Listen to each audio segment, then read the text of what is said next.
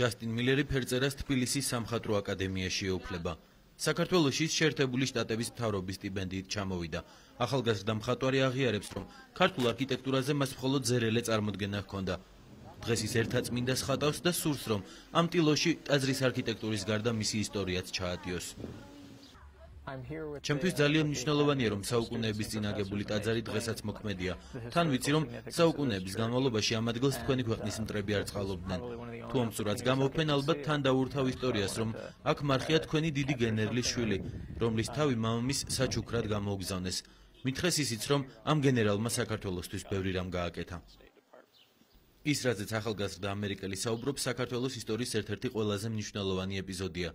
დიდი მოურავი კი, რომელსაც ჯასტინ მილერი გენერალად მოიხსენიებს, ჩვენი ქვეყნის ისტორიაში ერთ-ერთი ყველაზე გამორჩეული ფიგურა, რომლის წინააღმდეგობით ახსავსე პიროვნებაზე დღემდე ბევრი რამ ნაკლებად არის ცნობილი. პაატას თავი გიორგი სააკაძემ ერთაწმინდაში, მაშინდელ საეპისკოპოსო ტაძარში დაასვენა. მოგვიანებით მისიონერებმა სპარსეთიდან პაატას სხეულის სხვა ნაწილებიც ჩამოასვენეს. სააკაძის შთამომავლები, თარხანმოურავები და თარხნიშვილები ერთაწმინდაში წელიწადში ერთხელ სწორედ პაატას საფლავთან იკრიბებიან. ერთაწმინდაში აგებულ ტაძარს საქართველოში იმით იცნობენ, რომ აქ გიორგი სააკაძის შვილი პაატა ასვენია. თუმცა მე-12 საუკუნეში აგებული ერთაწმინდა უფრო მნიშვნელოვანი ფაქტითაც არის ცნობილი. როგორც ისტორიული წყაროები მოწმობენ, ეს ტაძარი ერთადერთი მართლმადიდებლური ტაძარია მსოფლიოში, რომელსაც ქრისტიანების დაუძინებელმა მტერმა შაჰ-აბაზმა აურაცხელი საგანძური შესწირა. შაჰ-აბაზის ამქმედების ახსნა მისივე ცხოვრების მატიანეში აღწერილი. ქართლის სასაუხრებლად მოსული შაჰი ერთაწმინდასთან ახლოს დაბანაკდა და იმ დროს დაბრმავდა, როცა ეკლესიის დანგრევა ბრძანა. ეს ისტორია აღწერილია შაჰის ცხოვრებაშიც. სპარსელთა მიერ. და იძახდა, რომ მე ვხედავ გულიაც, რომელიც მგმირავს მეშუბით გულში. მას უთხრეს, რომ ეს არის წმინდა ესტატე პლაკი და ამ ტაძრის ფარველი და ამ რაიონის საერთოდ ამ სათარხნო ერქვა მაშინ ამ რაიონის ფარველი. თუ შეწყვიტა რომლებას აგიხილება თვალეო და მართლაც მამძანა შეწყვიტეს გრევა და მას თვალე აიხილა.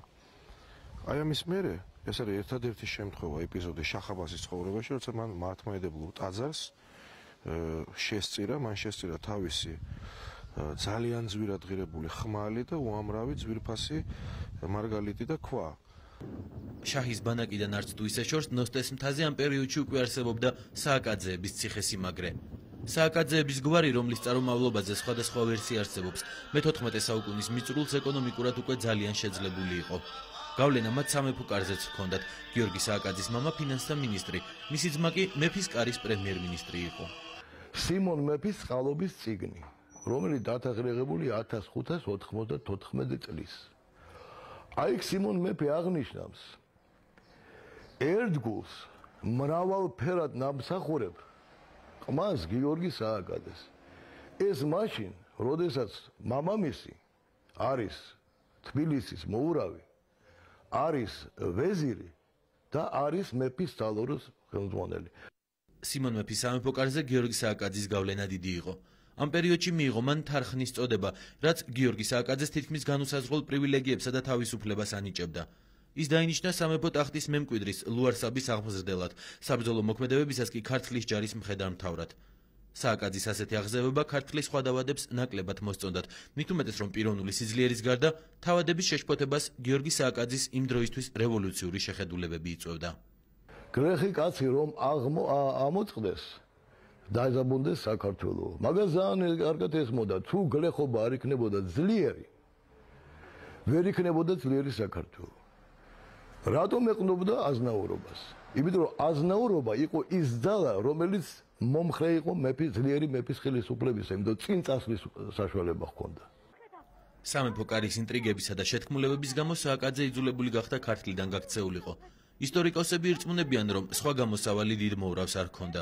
თუ სააკაძე ქართლში დარჩებოდა, დაიწყებოდა შიდა ომები, რაც ისედაც სახელმწიფოს კიდევ უფრო დაასუსტებდა. ეს საკუთარ იდეებზე უარის თქმას ნიშნავდა. ამ იდეების ერთგულმა სააკაძემ კი შაჰის კარზე წასვლა და სარწმუნოების შეცვლა არჩია. ისტორიისთვის ცნობილია ისიც, რომ მაჰმადიანობა სააკაძემ მხოლოდ ფორმალურად აღიარა. სიმონ მეფემაც მიიღო მაჰმადიანობა.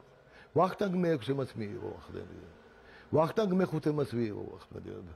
არ არსებობდა სხვა გზა, შენ თუ გიდა მიაღწიო რაღაც მიზნებს, არ შეიძლება რომ არ ახვე იმ კალაპოტს რომელიც ესე იგი ეუბნება რომ შენ თუ გინდა ეს გააკეთო უნდა გააკეთო ეს აი უყურეთ რასწერს პიეტრო დელავალე მიუხედავად იმისა რომ მაგასო მაჰმედიანობა ჰქონდა მიღებულიო ისო დადიოდაო ქრისტიანულ ეკლესიაში ლოცულობდაო და შაჰაბაზი იმდენად აფასებდაო რომ არც მაგაზე არაფერს ეუბნებოდაო სპარსეთში გიორგი სააკაძე დღესაც ახსოვთ მოურავ ბეგი მორაო მეხრაბი ამ სახელებით მოიხსენიებდნენ დიდ მოურავს აზიის სხვადასხვა წერტილში სადაც სააკაძემ საკუთარი კვალი თითქმის ყველა ქვეყანაში დატოვა სტამბულში დღემდეა შემორჩენილი სასახლე, სადაც სააკაძეების ოჯახი ცხოვრობდა.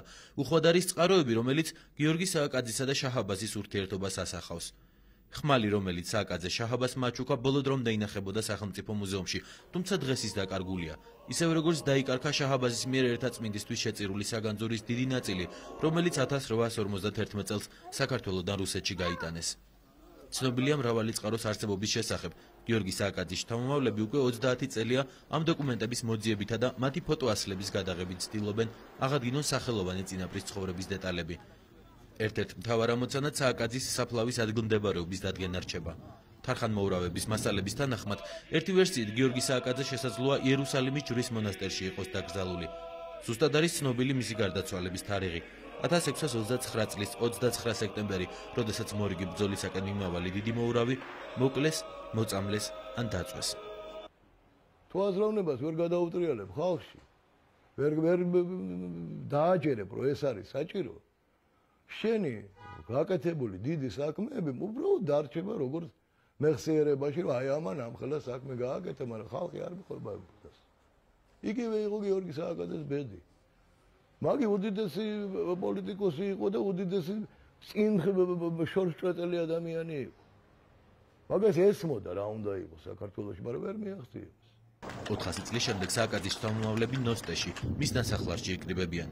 აზრებს მისი მოღვაწეობის მნიშვნელობაზე ქართველები ერთმანეთს სადღეგრძელოებში უზიარებენ.